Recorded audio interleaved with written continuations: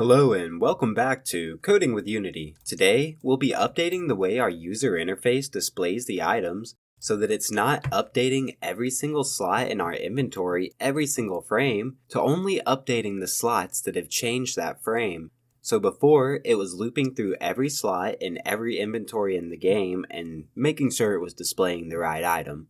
And if something changed in our inventory object, it would figure out the slot changed by looping through every slot in our inventory and just updating it. It didn't matter if it changed or not. It was just updating every slot to always look the same as what our inventory object was. But now, we have a callback using a delegate to only update the slots that fire that callback. So only the slots that need updating will be updating. And as you may have noticed while I've been equipping items, we've also got stats to be non-destructively added to our player. So if I just remove these items, I'll show you what I mean. If you look at the player script, we have a base value for our attribute and a modified value for our attribute. The base value would be what your character's stat would be with no items on. So say you're level 1, you would have 5 agility. And if you're level 10, maybe you'd have 20 agility. That's your base value. The modified value is the values that get added onto that. Say you get a stamina buff from somebody walking by you who throws a buff onto you. That would be a modified value. Or if you put an item on that has a buff, let's say this chest piece. You see it has a stamina was updated, value is now 2. So if we look at our stamina, our modified value is 2. And if we put another item on, maybe this has a stamina buff on it also. It doesn't. Our stamina is still 2. And our intellect is 73. Let's put another item on and see what type of buff it gives us. Alright, so we put some boots on and it gave us some strength. Let's keep going until we put an item on that has a stat that one of our items already has. Okay, so we put our sword on and you can see it updated all of our stats, our intellect, our stamina, and our strength. So now if we take the sword off, it'll have the same stats it had before we put it on. Or we could put the sword on and take the chest off, the helmet off, and the boots off, and it'll only have the stats from the sword, exactly how you would expect it to be working from a game. And no matter what we do, the values will still stay consistent and won't mess up. It even works with saving and loading, so if we save the game, exit out, and then we open it back up and load, you'll see that our values changed. If we take the items off, it'll go back to 0, how it should. Excellent.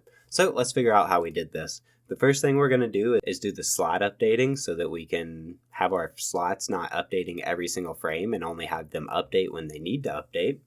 And how we're going to do that is by going into our inventory object script, and then we're going to scroll down to our inventory slot classes. And now inside of the inventory slot class, we need to make a reference to the object the slot is on. We sort of have that with our dictionary that has game object inventory slot. This is a link between our game object and our inventory slot.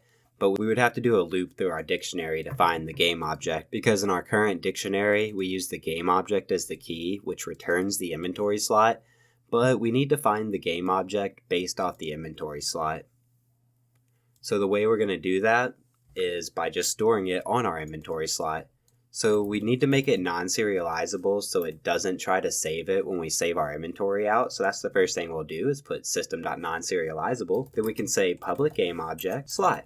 And that's where we're going to store the game object slot at. What system.non-serializable does, if you don't know, if you have a variable that's public, it would show up inside of your inspector. So if we go into our editor and look here, all of these are public variables. That's why they show up on the script. And you can see that this is also a public variable, but since we added system.non-serializable, if we go to the inventory slot class, you can see that you don't see the parent or the slot inside of the inventory slot in the container. The only thing that we have is allowed items, item, and amount, which are public variables. You can see allowed item, item, and amount. And both of these are hidden. So now that we've created the reference for the slot, we need to actually populate it. And we're going to populate it inside the static and dynamic interface classes. So let's go inside our static interface class, And then at the bottom of it, we're going to say inventory.database.items. And really quick, I think we're going to rename this because I don't really like the naming for it. So if we right click and go to definition, you'll see that we have this items inside of our database, but it's really item objects. So let's rename this to say item objects, just so it doesn't confuse us. Then you can hover over it, hit show potential fixes, and rename items to item objects. Let's save that and go back into Unity and let it compile. We have one error. Let's go see what it is. I'm not sure why it gave us that. Maybe it was an error that just didn't erase away. Now that we've renamed item objects, there's actually one more thing I want to do too, is if we go back into inventory objects, instead of having to go into the database to get the item, I think it would be easier to just be able to pull it straight off the inventory object. Let's just make a quick way to do that. We'll say public inventory slot, put brackets on the end to make it an array. That means we're returning an array of inventory slots, and we're going to say get slots, an open bracket and a close bracket. Then we'll say get open and close bracket, return. Then we'll say container.items. And if you go inside of our container, you'll see that the items is really an array of inventory slots. So it's not really items, it's our inventory slots. So let's rename this to say slots, because I think that just makes more sense. So we'll hover over that, say show potential fixes, rename items to slots. Then we can save that, go back up to where we were writing our code before, the get slots, and we'll say return container.slots, which had already changed from us doing what we did before. All we needed to add was a semicolon. Then we can save that, go back into Unity and make sure we have no errors, which we do. Let's check what they were. And it's right here where we were writing our code before in the static interface. So in the static interface, we'll say inventory.get slots, then we can just pass in the I, and we'll say .slot is equal to obj. So let's go over what all we just changed. We added this slot variable to our inventory slot to store the game object that actually holds the display of our inventory slots on our canvas. This inventory slot class is the data class. It's what holds what item is in the slot and what items are allowed to go in the slot. And then the game object slot is the link to the actual display of the slot, which I guess we could make it say slot display. That would make it a little more sense. So we'll say .slot display. So hover over it, click rename. And then once we added this in, we went to set it, which was inside static interface. But we didn't like the fact that we were having to go inside the container to get the slots. So instead, we made a getSlots method that just returns the container.slots. And we also renamed our inventory slot items to say inventory slot slots, just to make that make a little more sense. So now that we've done that, we also need to set the slot display inside the dynamic interface. So we can just copy that line of code, go into the dynamic interface, and paste it in. And if you look, the OBJ is the instantiated inventory prefab. So it's the display of our inventory slot. So now that we've done that, let's go into Unity, just make sure it can compile. We can run the game real quick just to make sure we don't have any errors also. Everything should still work exactly the same. And of course we got an error. Let me delete all these extra inventory screens I had. They were still here from when I was taking some screenshots of the profiler. Possible that's the error. Let's rerun it and see. Nope. Let's check our equipment. Our player equipment got reset. Of course it did. So let's set this to 5. Say allowed items, helmet. Now that we have those reset, let's save and then replay the game and see if it gives us an error still. Our error went away. Let's see if we can pick up items. We also can't pick up items. See where the error is at. Let me guess the database got reset too, huh? Yep. Let's lock this. Select all your items. Deselect the database. Drag all your items in. Unlock it. Make sure it set the IDs. ID 8. We don't have any buffs on any of our items, so we'll have to add some buffs in when we start doing the stats part. I think I just never added buffs on these items in this project, if I remember correctly from another serialization error we were having. So let's clear out of that. Click play. No errors. Let's try to pick up some items. Let's also unselect off of this item because sometimes the scriptable objects work when you have them selected. I don't want that to trick me into thinking it's working. Alright, everything's working exactly as expected still. We can equip items, we can unequip items, swap items on our inventory. Yep, everything works perfect still. So let's actually move on to changing how stuff works. Now that we have the link to our slot, we can easily start making some callbacks. So let's scroll back down to our inventory slot, and we need to make a delegate. And what a delegate is, if you don't know, it's just a reference to a method or a function, so that we can use that reference to fire a function or method. So we're going to say public delegate void slot update. Then we're going to pass in the inventory slot. We'll call it underscore slot. Then we'll put a semicolon on the end. And the reason we created this slot display is because when we pass in the inventory slot, we'll be able to use this slot to reference the slot display.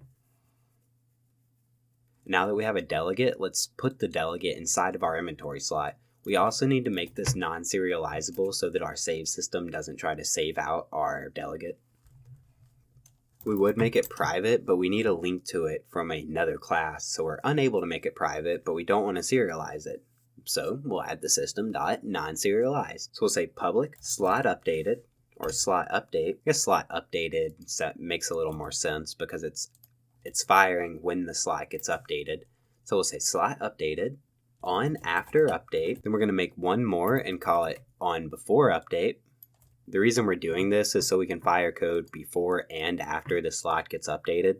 We'll need to fire code before it updates to remove items, and then after it updates to add items. It'll be a little hard to fire a function based off the item we remove if the item's already removed. So we'll just do that code before removing the item. And then after the item's added, we'll do the code for adding an item. So now that we have both of these added in, we need to push other methods from other classes to these delegates.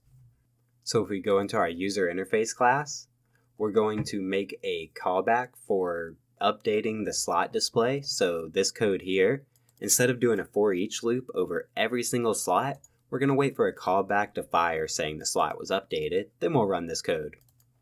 The way we're going to do that is if we scroll back to the very top where we're setting the parent app, we can actually simplify this. We actually need to go through the project and simplify a lot of these.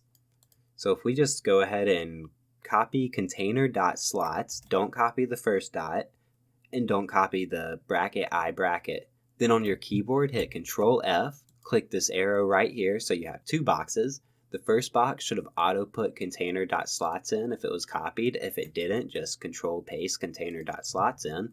And we need to replace it with getSlots, that function that we created earlier. So type in getSlots, make sure you typed it exactly the same as we typed it before. We can go and look at it. It was inside of our inventory object class. So hit Control F if it went away, container.slots. Make sure you have match case and match whole word, and then we're going to click this find next. We want to skip over this one, and we're going to replace everything besides that. So replace that. Just keep hitting this button. Just before you replace it, just read to make sure it actually needs to be replaced with getSlots. As long as it says container.slots, it should be fine. But just do it slowly just to make sure.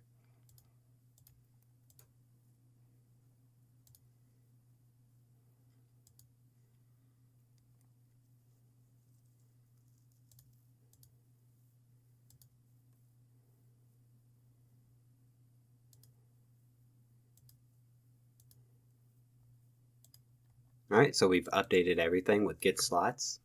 So we're no longer going through the container, we're just pulling it straight from the inventory object on all of the places that need to do that. We can save all those classes we just changed. Now let's go back to where we were at, which was inside of the user interface class. And we're going to say inventory.getSlots i.onAfterUpdate is plus or equal to onSlotUpdate. Now we need to actually create this function because as you can see it's not created. We can just hit generate method user interface.onSlotUpdate. Get rid of the throw not implemented exception. Then inside of here we pretty much just need to go down to our extension method, copy this, not including the for each, and paste it into here. Now instead of saying slot.value and slot.key, we can say slot.item and slot.slot display.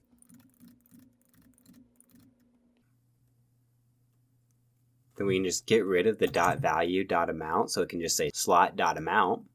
Same here, and same here.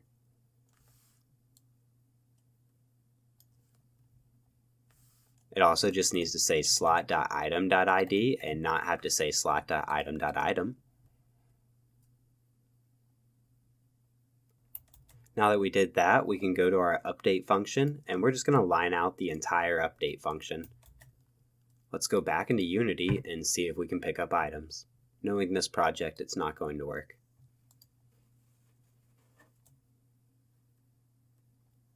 Alright, so we picked up an item, but it's not displaying anything. Let's see if it added it to our inventory. It did add it, it's just not displaying it.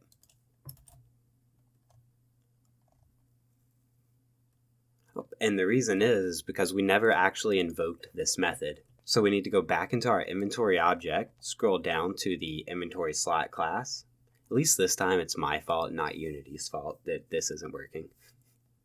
Now scroll down to all of our inventory slot constructors that we have. And what we're going to do is inside of all of these inventory slots, we're going to make it say update slot instead of just firing its own code in each slot. Because update slot does everything that all of these other functions are doing. And that way we can add more code to update slot without having to add it to all of the other functions as well.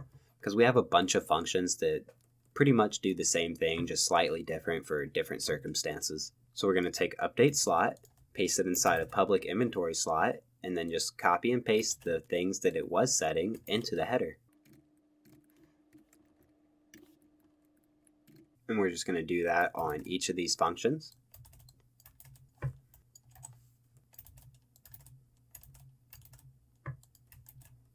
And inside of the update slot class, we're just going to push the item so that it sets the same item.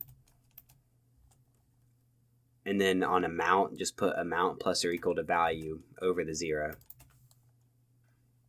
And now, inside of our update slot class, we can say if onBeforeUpdate is not equal to null, onBeforeUpdate.invoke. And then we want to pass in this class. If you have a one line of code, you don't have to put your brackets, but it's probably better to for readability, but I'm not going to. Now, if on after update, we'll fire on afterUpdate.invoke. Invoke means fire all of the methods that are connected to this delegate. We need to also put not equal to null, and then we need to pass this in on the invoke. Let's go back into Unity and see if it's updating our display now. And excellent, it is. Cool, so we got our inventory updating only when the items get put into the inventory instead of every single inventory slot, every single frame. Because that's obviously not how you would want to do it. And I actually have some profile comparison pictures that I'll put up now. So you can see we have two calls of our user interface.update being called, and it's allocating 64 bytes of garbage collection and is taking 0.11 milliseconds. Well, that's not much, but it's happening every single frame. So the garbage collection starts to build up after a while, and it just escalates even worse with the more user interfaces that you add. That's before we updated our code. Now after we updated the code, you can see that with two calls of user interface, we have 0 bytes of garbage collection and 0 milliseconds of time being spent. That's because our interface is not calling any code at all until it needs to, whereas this one is calling this code every single frame, no matter what. And you can see by this screenshot that it gets worse with more interfaces that you added. So I went from having 2 interfaces with 64 bytes to 8 interfaces with 0.9 kilobytes. That's a huge difference with 0.61 time of milliseconds taken. That's 6 times slower than this one for 7 more interfaces. That's almost twice as long just to add one empty interface into your screen. But with this update, you can see that we're doing 12 calls on the user interface, and we're still doing 0 bytes of garbage collection and 0 time and milliseconds spent. So it's a lot better and was a necessary update even without the fact that we needed the callbacks also. One thing to note though, since we're storing the slot inside of our inventory container now, it is causing a little more memory to be allocated, but I think the trade-off is worth it. So let's pick up a few more items, make sure we can equip stuff still without getting any errors.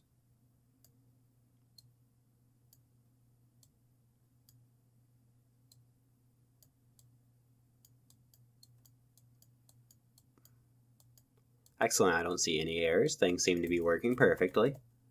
So far this has been pretty painless.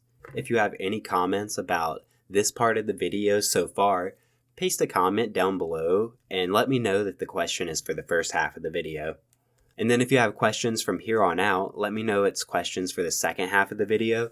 It'll make it a little easier for me to remember what part of the video where your questions are at, because the first half is about updating our slot display to update not every frame, and the second half is going to be about passing the stats from our character's items to our character's stats. Or I believe I called it attributes in here. I'm not really sure if that's going to be the final naming or not yet. We can discuss that in the comments if you want.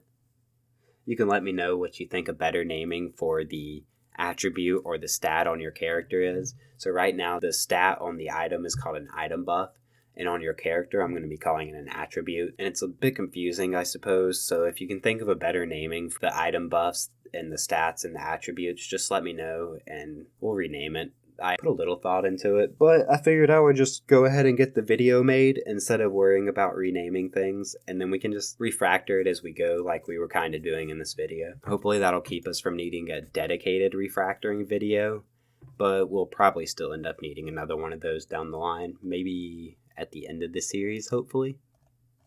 Also, I don't know if you noticed, but my channel finally got monetized, which means I'm actually making some money now. I'll put a screenshot of how much money I'm making as of the time I'm done recording this video now.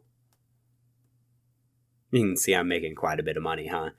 So if you want to help support the channel and make sure I'm still releasing videos on this series, just give the video a like and subscribe to my channel.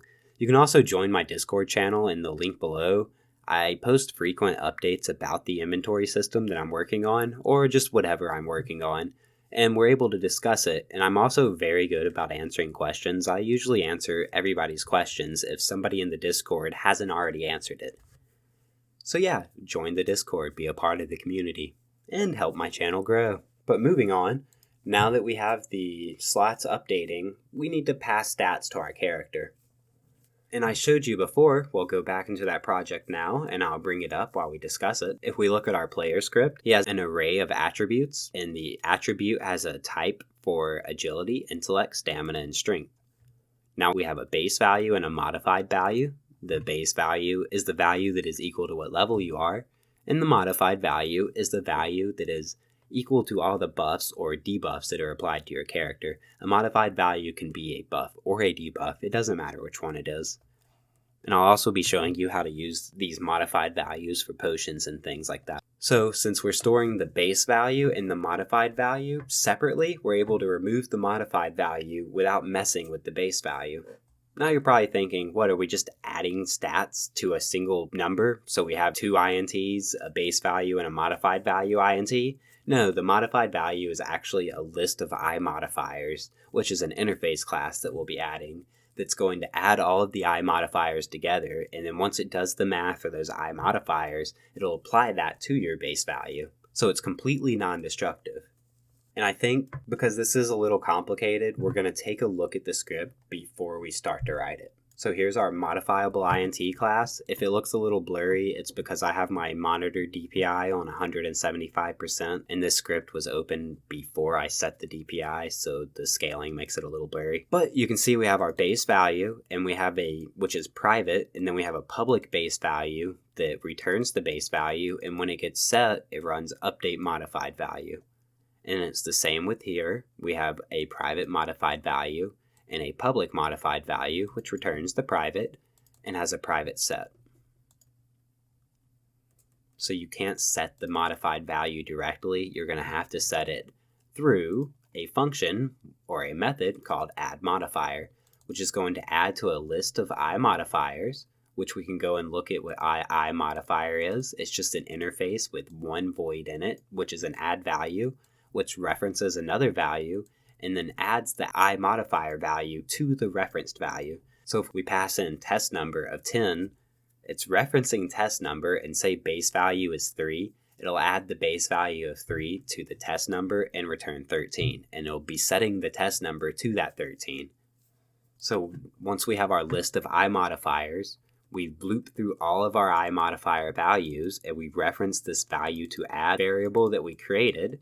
which will add or subtract all the I modifiers and give us an end result value. And then we'll take that value to add our base value to that value, and set it as our modified value. And then if we have a value modified method, just like we set up the onCallback before, we'll invoke it, just so in case you need to update a display when a stat gets updated or something. That's mainly what this is for, but you could also use it for many other things.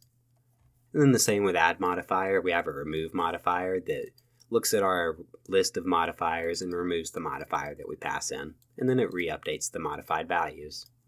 So it's actually a pretty simple script. It's just the idea of thinking about how it works is the complicated thing. So let's move this script out of the way and let's start creating it inside of our project. Let's go back to the project.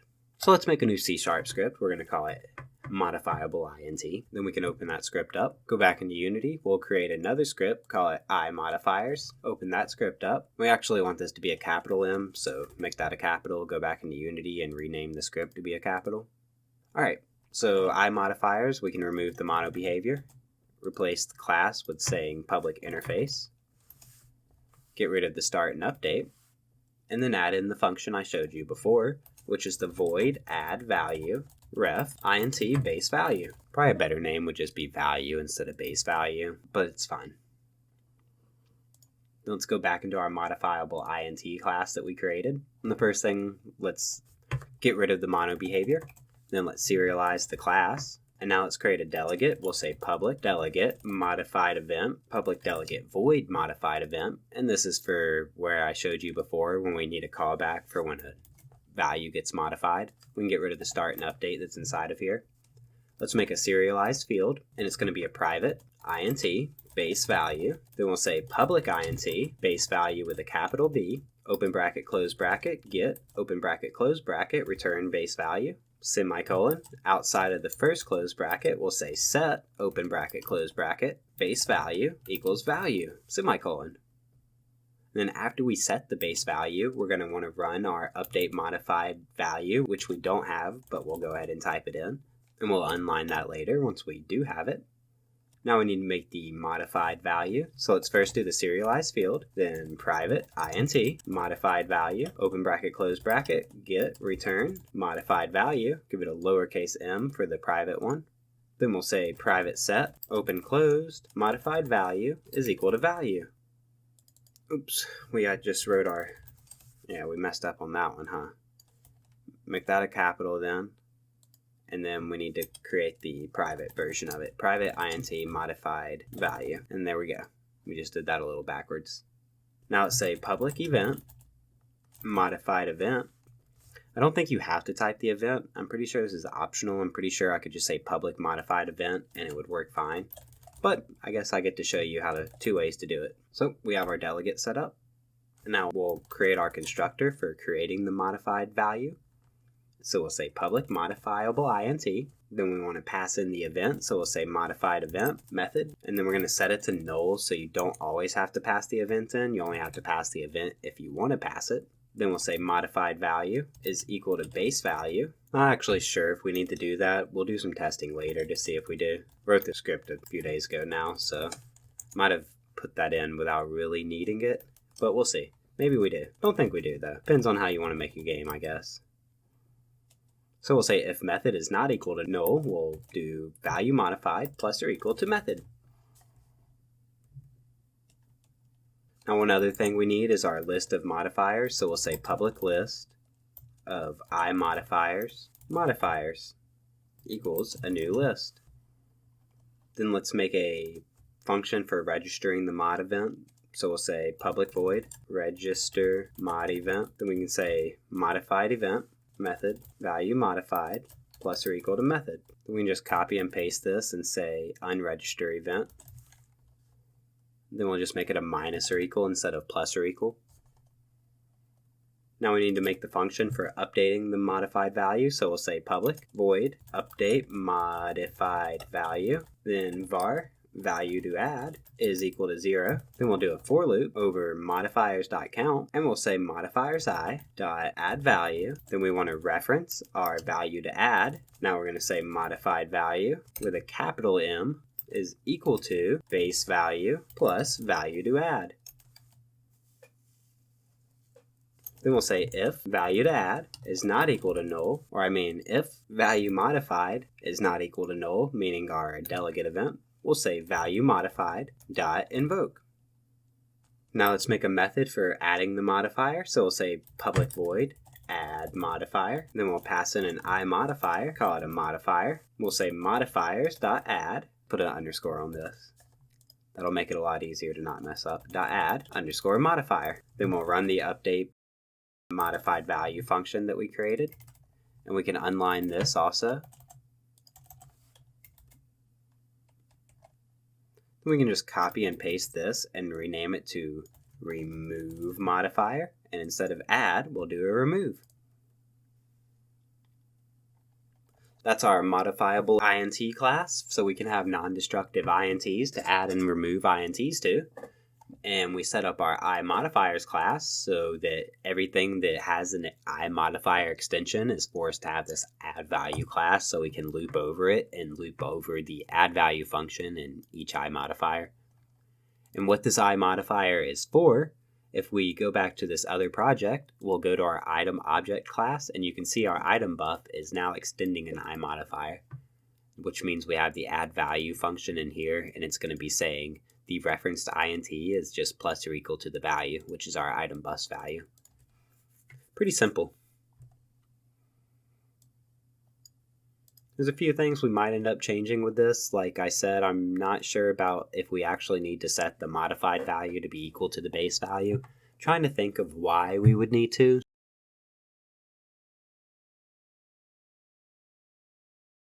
Alright, so now all we need to do is go into our item object, and we're going to make our public class item extend the I modifier.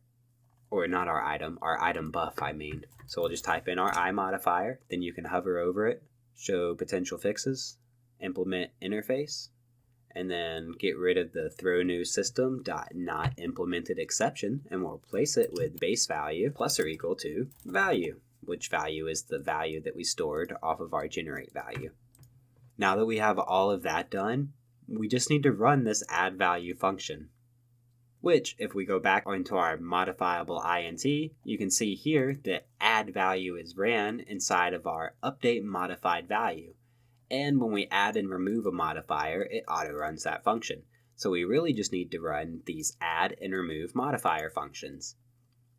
And another thing we can do since we're here already, this was pointed out to me by a comment from someone. Don't remember if it was in Discord or YouTube, but it was a viewer who pointed this out. We don't need it to say container.clear, we can just say .clear. My bad. That's inside of our player.cs script, and inside of this script we're also going to be creating a new class. And just keep in mind, if you're following these videos, every time I create a new class inside of a class that already exists, really, it's just me being lazy, and I suggest you create the class in your own file.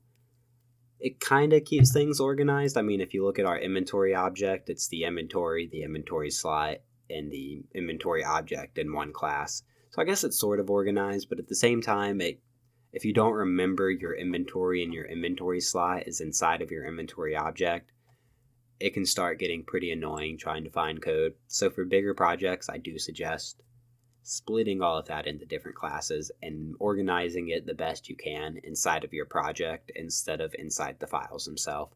It's really not the correct way to do it. We're just doing it to cut down on the length of the videos more than it is laziness. That's an extra 10 to 15 seconds for every class that I have to add, so it's just for speed of video recording more than anything. Also, to anybody who's followed the tutorial series up until this video, I really appreciate everybody who's watched for this long. This is not a short series at all, but at the same time, it's not a basic inventory series like most of the videos on YouTube.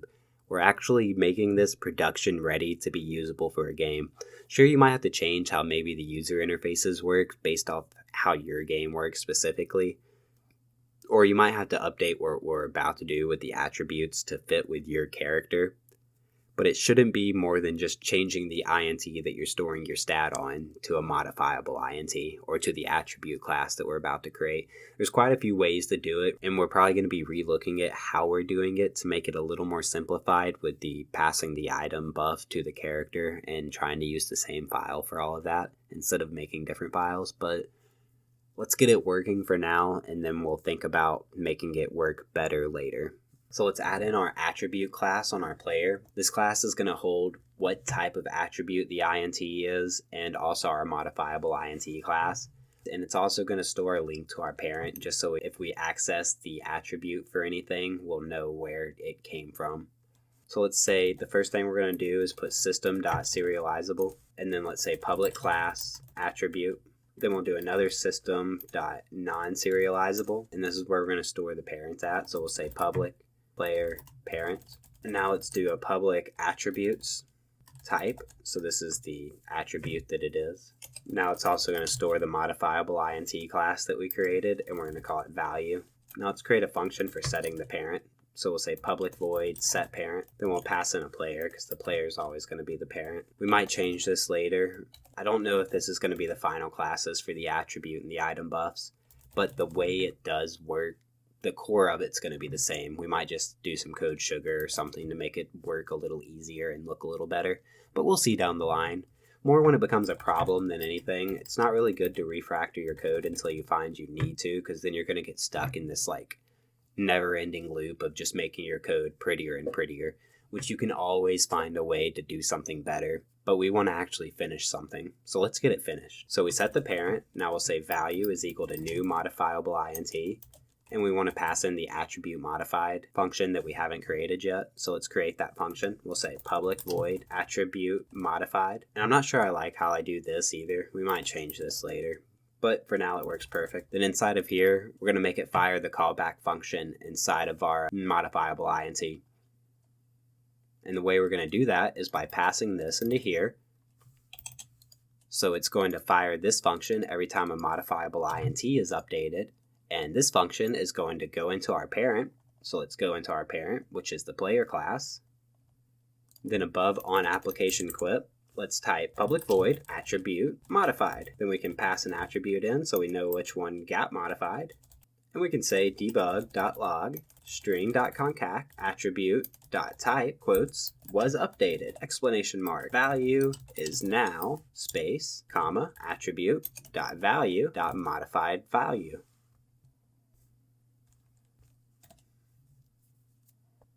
Now this will fire every time this fires, and we just got to say parent.attribute modified and pass this in. Now our parent class will know every time an attribute gets updated. Now that we have the attribute class set up, we can scroll to the top of our player class, and let's make an array of attributes. So we'll say public attribute, put 2 brackets on the end to make it an array, and we'll call it attributes. Then if we go back into Unity, click on our player, scroll down to the player class, let's give it some attributes. We'll do an agility, intellect, stamina, and strength. And you'll see we have a base value and a modified value. So now we just need to add values from our items to this class. So let's go back into our editor, or first let's click play just to make sure we don't have any errors on anything and everything's working. No errors, let's pick up an item. Items still pick up, they stack, they swap, they go on your inventory. Cool, everything's working. Another thing, I think I increased my Windows DPI to 175% for this video. Let me know if the text size of everything seems nice and readable, or if it's too big, or what. Just let me know. So things like display one, game, all the values on our scripts, everything inside the inspector, stuff inside the project, my right-click menu. Is everything readable? Even for people on cell phones, this is the main reason I'm doing it, is cell phones. Can you still see all this on a cell phone? Are you able to read my text just fine on a cell phone? Can you see this stuff just fine on a cell phone? Let me know in the comments below if you don't mind. Remember, all of the feedback that you give me will help improve this channel so everybody can have a better experience and we can all learn how to program better together. So now that we have our array of attributes, let's get rid of these commented outlines that we have. And let's say private void start, and inside of here let's do a for loop, and what we're looping over is all of our attributes because we need to run that constructor that we created. So we'll say attributes i.setParent this. Then we'll do another for loop over the equipment.getSlots.length, and we'll say equipment.getSlots i.onBeforeUpdate plus or equal to line of code we haven't added yet, and then let's copy and paste this and do on after update. Now let's create the two functions that we're going to push into these delegates. Let's just do it right here for ease of access to where we're currently coding at. So we'll say public void on before slot update, pass in an inventory slot, call it underscore slot, open and close bracket. Then we'll copy and paste this and say on after. Then we can just push this onto the on before and push this onto on after. Now let's just test if this is working. Let's just put a print line in here and we'll say before update and do another one that says after update. Save, let's go back into our project. And let's pick up some items and see if those lines of code are firing.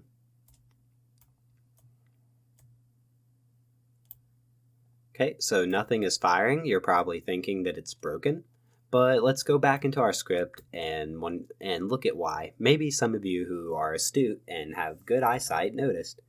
We only added it to our equipment, and you might think maybe that's a problem. We need to add it to our inventory too, but for now we actually don't need to. In the user interface, it is firing back the update for when items update on every single slot. And all we're actually doing on this is checking to see if an item is added or removed to your inventory slot.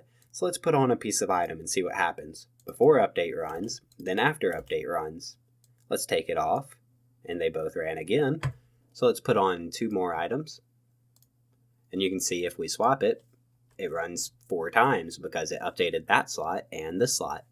So now we know that we can get code to fire when we swap items and when we take them off. Now we just need to figure out how to get these functions to act how we need them to act. So in before update, we only want to run this code if the item object is not equal to null. So we're going to say if slot.itemObject is equal to null, we're just going to return. Now let's put that line of code back in here, saying before update, go back into our project and click play, and see when those lines of code fire. I'm going to pick up some items and save, close, and reopen just to make this a little easier. So we saved, reopen, load. So now we have a bunch of items. All right, so let's put an item onto here, and you can see after update ran, but before update didn't run because there's no item on it. We moved it to here. Before update ran once because there was an item on here, so it ran the before update, but it didn't run the before update on here because there wasn't an item on it until after we put one there. So excellent, we have something firing when an item is removed, and something firing when an item is adding. So this is pretty much unequipping, and this is pretty much equipping. Let's go back into our project and see if we can use that line of thought to add and remove our items' values. First, let's create a way to know what type of inventory we're over. That'll just make it easier in the long run for knowing what our items are on and how those items should be interacting at the current state.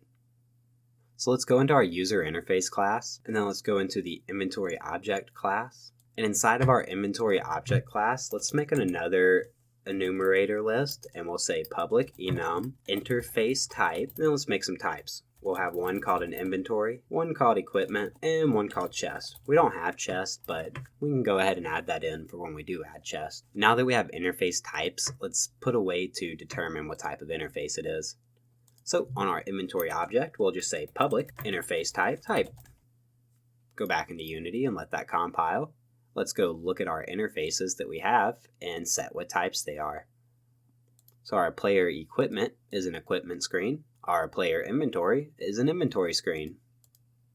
So now that we can determine what type of inventory we're working with, let's go back into our player class, and we're going to replace this before update with a switch statement. So you can start typing out switch, double tap tab, and it'll write out your switch statement, and we can just pass in what we're switching over. So we can say underscore slot.parent.inventory.type. And then after you do that, hit enter twice, and it'll go ahead and add in all your different switches for you.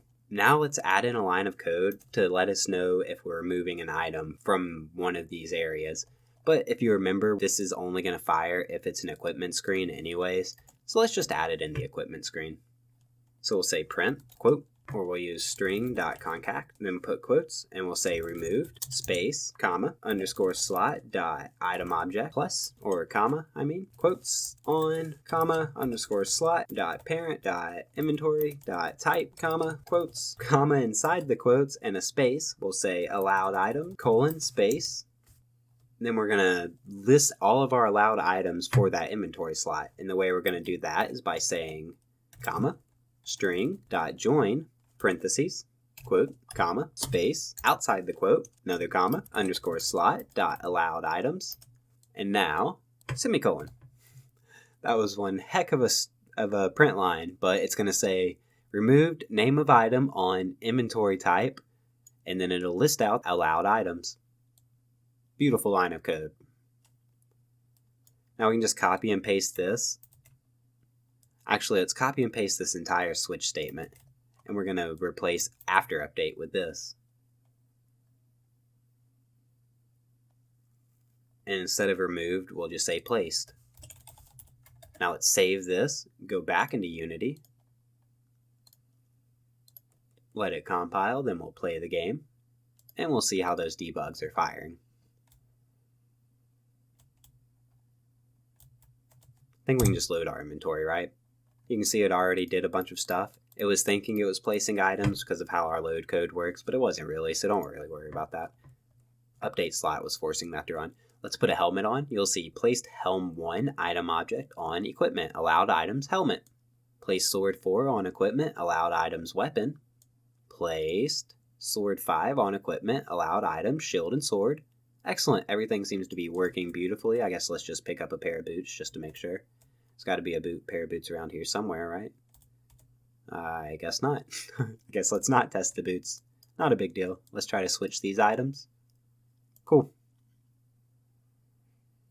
Let's clear this out and actually read what these switches are doing. So we're switching these two.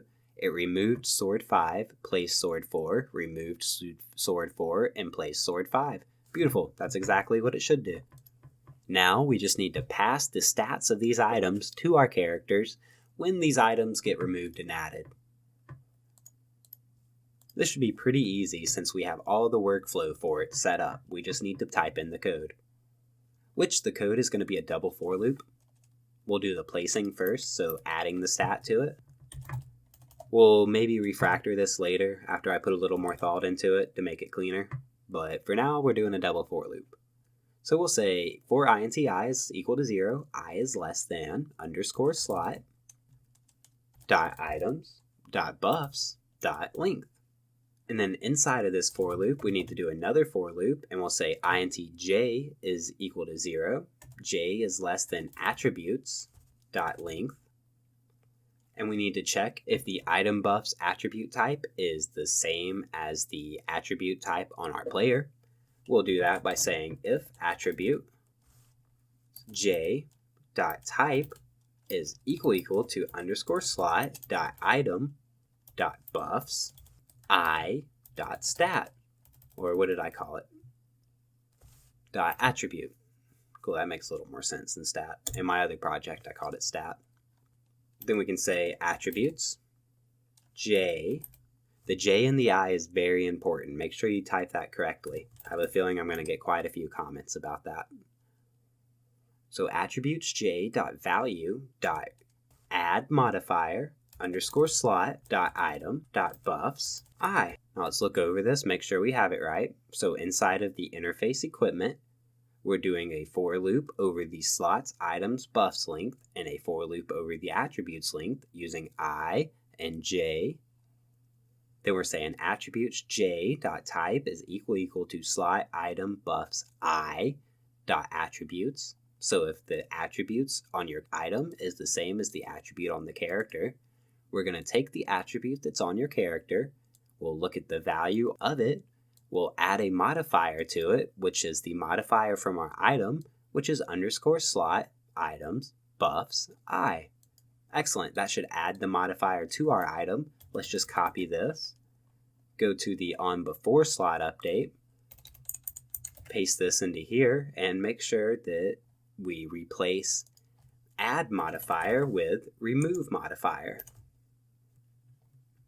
Let's save that, go back into Unity, let it compile, click play. And before we do that, we need to go into our items and we need to add buffs to our items because our items currently don't have buffs on them. So I'm going to quickly go through, add buffs, and then we'll continue.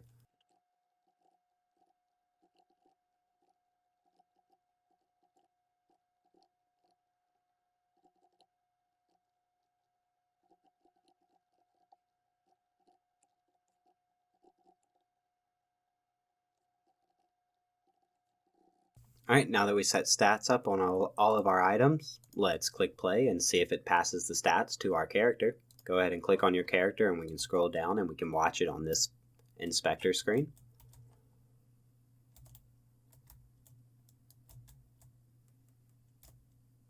We picked up some items. Let's put a helmet on. Cool. Our stamina was updated. Value is now 66. Take it off. Make sure it goes back to 0. Stamina was updated. Value is now 0. Put a sword on. We got 2139 for agility and intellect. You can see here it's the same, 21 and 39. Let's switch it to this slot. Still 21 and 39. Put another weapon on. 106, 133. Swap spots. Same values. Remove it. 94.85. Let's take it off. Put it back on. 94.85. Take it off. Put the other item back on. I think this was at 39.21 possibly. Might not be the same. Yeah, 39.21, same item. Let's load our character up with a bunch of items. If you're not sure what we're doing, we're just making sure that our stats are being added and removed non-destructively correctly and nothing is messing up. So let's just load our character full of items, everything but boots, because apparently there's just, oh, here's some boots over here. Cool. Let's put some boots on. So our values are updated. Let's actually save the game. We're going to close. We're getting an error. Let's go see what this error is for. Null reference object reference not set to the instance of an object. It's when it goes to clear.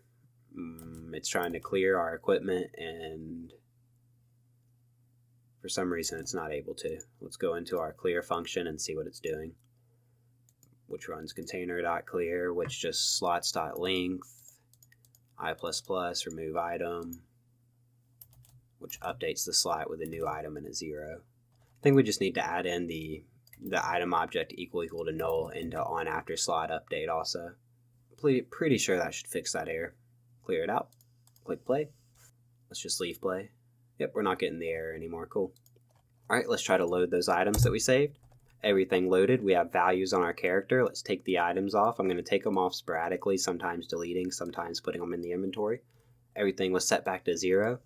I'm just going to put items on, randomize them around and stuff, and then take them all off and make sure there's no bugs happening.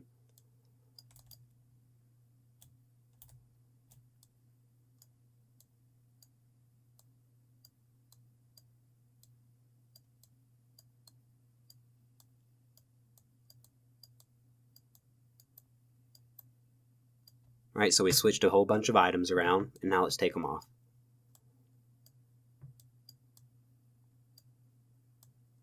Since this is the last item, let's just look at the value. We have a value of 2 on agility and nothing else. Everything else is 0. Take them off, put them back on, and see if we have 2 agility. And we do. So it seems to me like it is non-destructively adding and removing all of our item stats. We got the item updating working correctly. So our game runs way less laggy and all of our item stats are working correctly. Let's just do a quick save and build to make sure we can still build our game. And then if everything works, we'll be done. We can't actually test if the item stats are passing because I don't have a way to debug that out. So yeah, we're just going to have to believe that that's working. As long as it doesn't throw an error, it should be fine.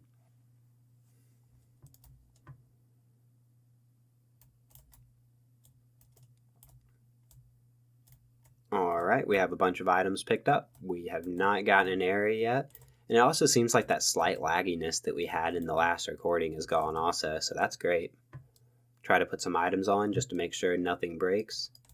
Game's still working, we can still move around.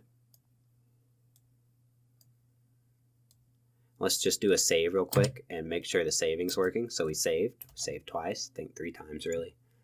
We'll close out of the build. And then to get to the build, we'll just go to our project. show in Explorer, go back a file, go to the build folder, run YouTube inventory. Then when it opens, we'll click the keyboard enter, and bam, it loaded some items. Wow, this was one of the most errorless videos I've made so far.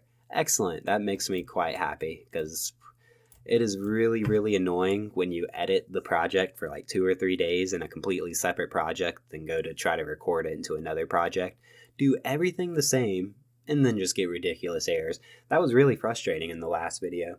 Also, I hope you guys noticed I got this video out a lot faster than the last couple of videos have been. Hopefully I'll just start speeding up more and more from here, but we'll see. If you notice it's taking me a while to get videos out, just annoy me on Discord. It'll help. Speaking of Discord, join the Discord in the link below. We have wonderful posts about Unity, Unity Tiny, Unity3D, and Unity2D. Get all of your Unity fixes in one beautiful place at the Coding with Unity Discord in the description below. So everybody have a wonderful day. I hope you enjoyed this video. In the next video, we'll be passing our item model from our item object to our character, and then we'll be making that item bin correctly with our model. So we'll be able to put things like chest pieces and boots and pants on and not have them just be statically in one position. So they'll actually bin with our character's legs while we're walking or jumping or doing any other animation. The only thing we'll have to do is make sure we get the weight painting on the item correct. But luckily, we'll be using a program to do that for us. Won't be perfect, but it'll be easy. Until next time, have a wonderful day and stay coding.